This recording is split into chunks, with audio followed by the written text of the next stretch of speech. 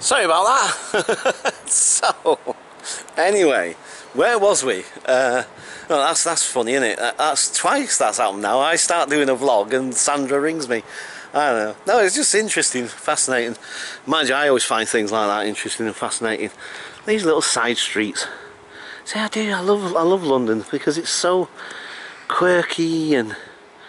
Do you know what I mean? It's like everywhere you go, there's a new something to look at, a new bit or whatever. Anyway, right. So, yeah, back to what I was saying. So we'll head to the main high street in a second. But yeah. So, like I said, I was wandering around here, and like I say, when I was homeless for many years, particularly in Manchester. And interestingly, not so much when I come to London. I kept myself very much to myself. I very rarely knocked about with other homeless people, and you know, lots of different reasons as to why that was. But anyway, so I was wandering around here, like I said, and there was this guy, this sort of much older than me. I don't know how old he was, because that's the other thing as well. When you're on the street ages you. It really does, seriously, ages you. You know, you could get somebody. It's like, I might have told you this one before. I'm sure I've mentioned it in a vlog before. In fact, probably in several vlogs before. But for those of you who have not caught this one, so basically, many years ago, back in Manchester, there was these two homeless guys. I was homeless myself at the time, but there was these two homeless guys, Billy and Danny. One was a big Irishman, Danny, and I mean he was a mountain, you know, the stereotypical sort of, like, you know, navvy sort of big built bloke, tall as he was wide, sort of thing, you know what I mean? And anyway, and then, like I said, you got Danny, English dude. And he was about in his 60s back then, and I'm going back in what? Well, it'd have been late 80s, early 90s sort of thing. So, anyway, them two were inseparable. They were like an old married couple. You'd never see them separated. Do you know what I mean? No matter where they were, no matter what they were doing, they were always together. Literally always together. You know. And anyway, so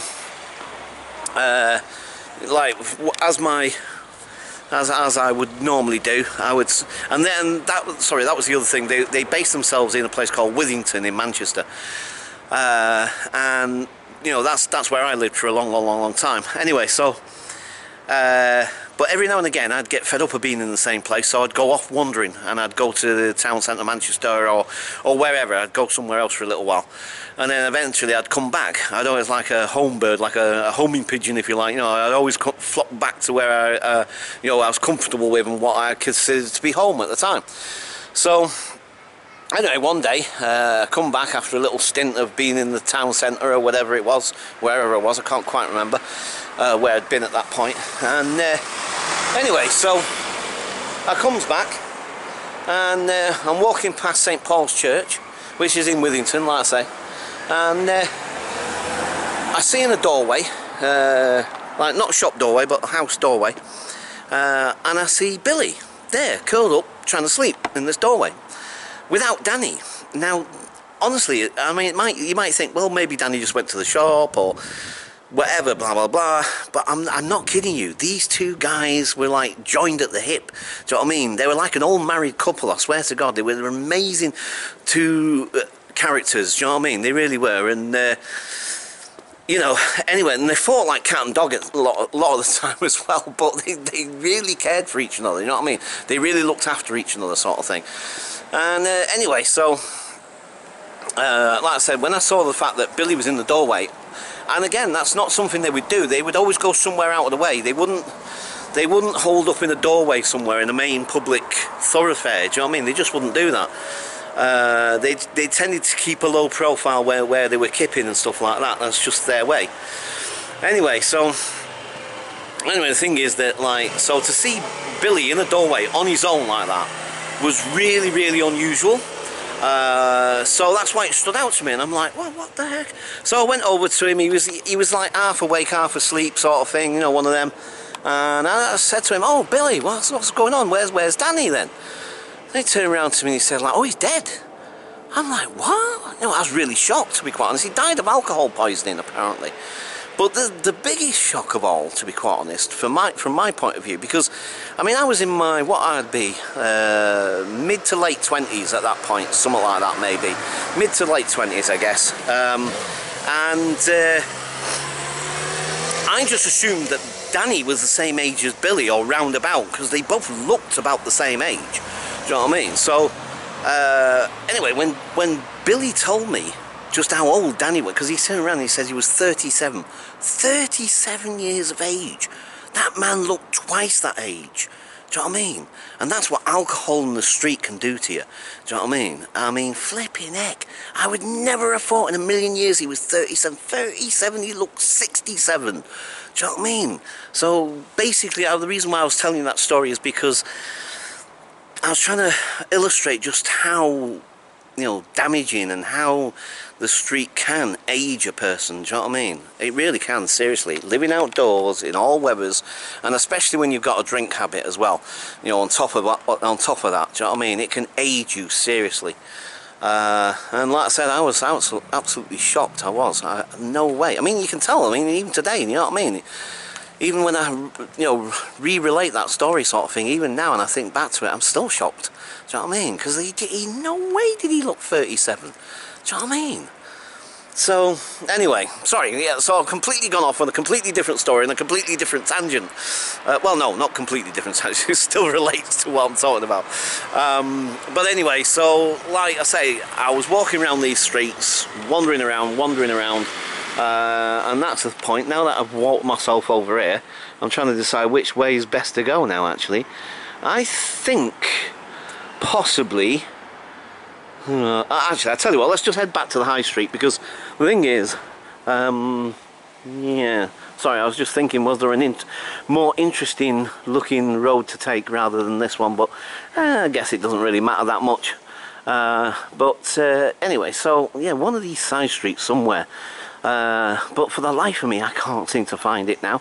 But like I said, we're going back, well, I guess about 2003. It's got to be, yeah, it was definitely early days of me being in London. Do you know what I mean? It really was. It was like really early days.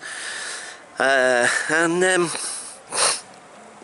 so like I said, I bumped into this guy, and it was funny because like this is why I remember it so much, because I was walking down this alley, and as I said to you, most of the time I kept myself to myself. I didn't knock about with other homeless people. And so I was the loner, the tramp loner, if you like, you know what I mean, sort of thing. And so, like, I walked around this side street, off this main road up here, and it's like a little narrow alleyway, literally, do you know what I mean? It was, you'd probably maybe get a car down it, but that's about it, do you know what I mean? It wasn't much wider than, you know, there's no way you get two vehicles either side by side, do you know what I mean, sort of thing. So it was one of those, little side street. So I walked down it, and it's got those like bins, you know, those big industrial wheelie bin things that you know, restaurants and cafes have, where they put their rubbish in, you know, the big dumpster things. And anyway, as I was walking along, all of a sudden this old dude, like I said, I mean, I don't know how old he was actually, but I mean, you know, this other street guy sort of comes out from behind one of these bins, like, you know, and it just gave me a bit of a start, like, do you know what I mean? Because like it was, I don't know, early hours of the morning. I mean, it's like 2, 3, 4 o'clock in the morning or something, you know what I mean? It was really early hours of the morning. It was really quiet, nobody knocking about, sort of thing. And anyway, like I say, he just popped up from behind this bin thing, you see, and it gave me a bit of a start, like I said. And anyway, it was just, I don't know why this sticks in my memory so much, but I think it's mainly because it was just such a surreal encounter, because it was like, he was really quiet. I think we did speak, but he was very reluctant to speak, do you know what I mean? And it was just really interesting interaction, and the thing is that, like, he was like, do you know what I mean, he seemed very cautious, very guarded, so in some ways it kind of reminded me of myself a little bit, do you know what I mean? And like I said, he was very, he didn't communicate very much, you know what I mean, and he spoke in very, very short sentences, sort of thing, and like I said, I can't remember exactly what. I think we spoke about food, funny enough. I mean, what else would a homeless person speak about? Well, maybe other things as well, but, you know, I think we spoke about food or something,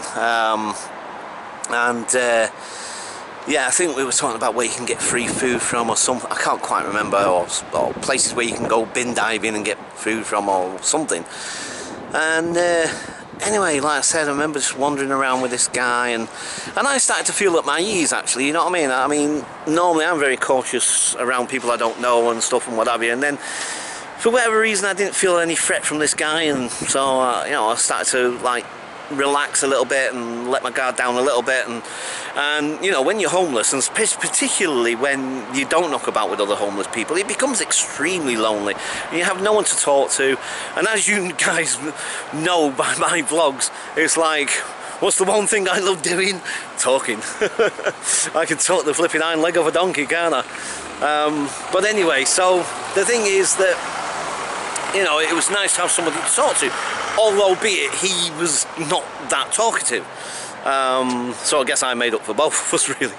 But that was the really, also the other interesting part about that, like, I thought, you know, we seemed to be chatting away quite nicely, blah blah blah blah blah blah blah, and then at some point he just got really weird. He got like, all of a sudden he just stopped talking, he stopped responding altogether to me, and then continued to walk alongside me, but then at some point I seemed to lose him, because at some point I don't know if he doubled back and went back down the alley we'd come out of, or what, I can't quite remember now.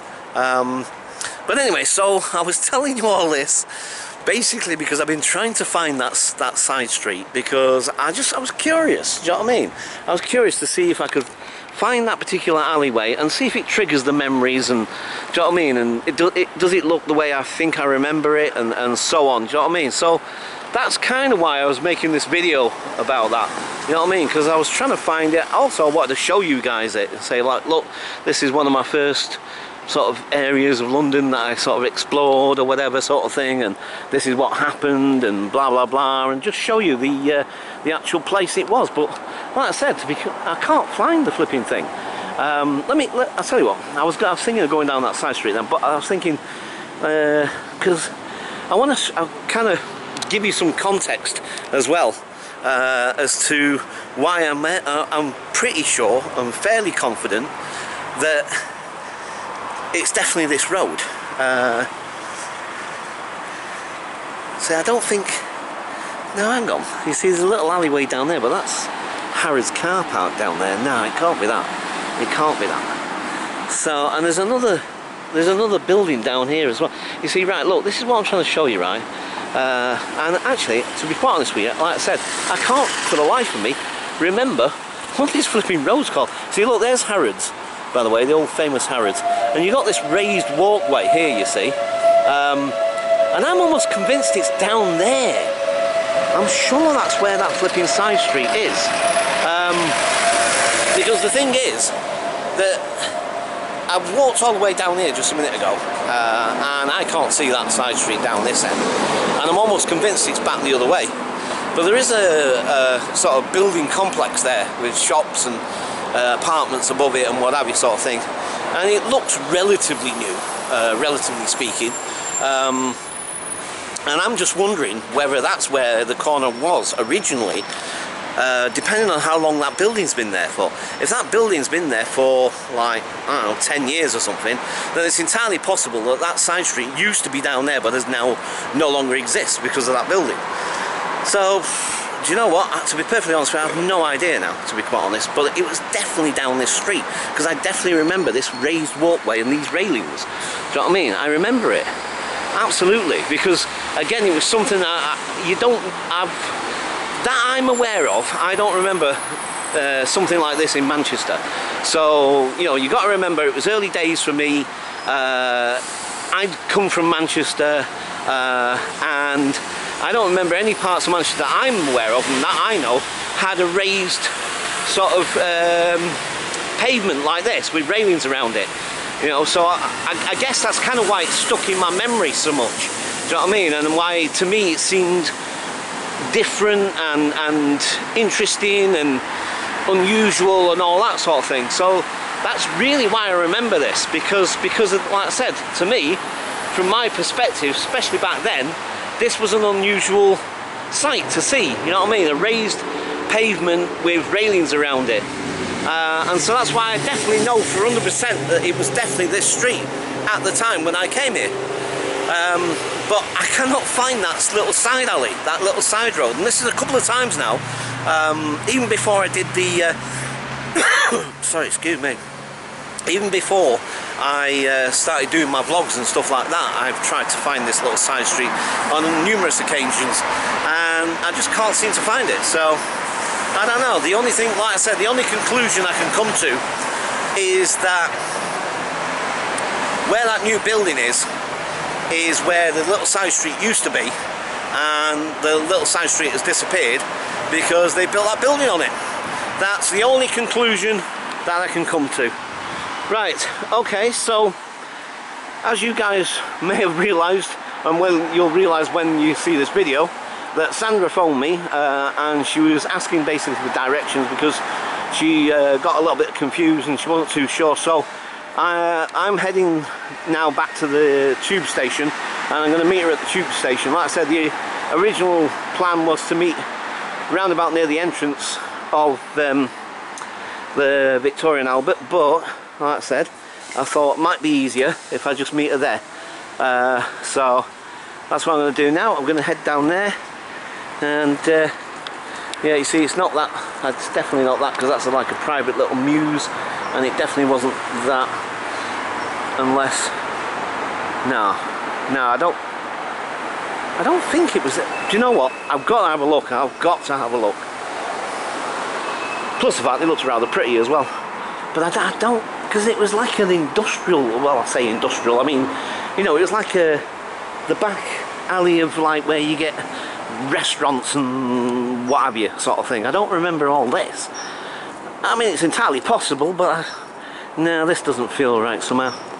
This doesn't. I'm going to just go around this corner a sec. Mind you, I think we just passed this on the other side when I walked down that other road.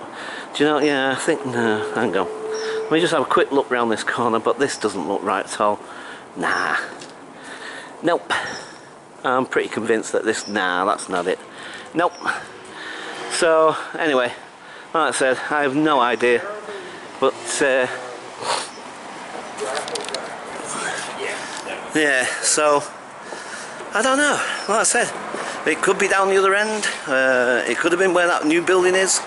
I haven't got a clue now, to be quite honest. So, okay, so I think what I'll do is, like I say, I need to head to the station, because it's 9:30 now, but I'm not a million miles away from it, so it's not going to take me that long. But yeah, I think, like I said, I'm going to leave it here for now,